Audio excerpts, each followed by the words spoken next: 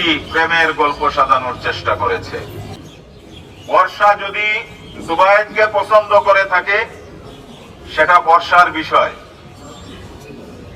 এবং জুবায়েদের সাথে যদি তার কোনো সম্পর্ক থেকেই থাকতো সেটা তার বাবা মা জানতো, এবং সেটা যদি তাদের অপছন্দনীয় হতো তাকে এতদিন টিউশনিতে কন্টিনিউ করার কথা না।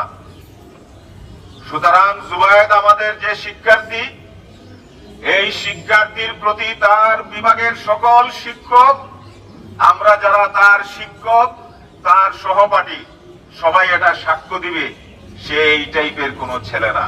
সুতরাং ত্রিভুজ প্রেমের গল্প সাজিয়ে জুবায়েদের চরিত্র হরণের যদি কারো উদ্দেশ্য থেকে থাকে, আমি আজকের এই সংবাদ সম্মেলনের মাধ্যমে হুঁশিয়ারি উচ্চারণ করছি, বিষয়কে অন্যভাবে ধাবিত করার এবং প্রবাহিত করার চেষ্টা যেন কেউ না করে।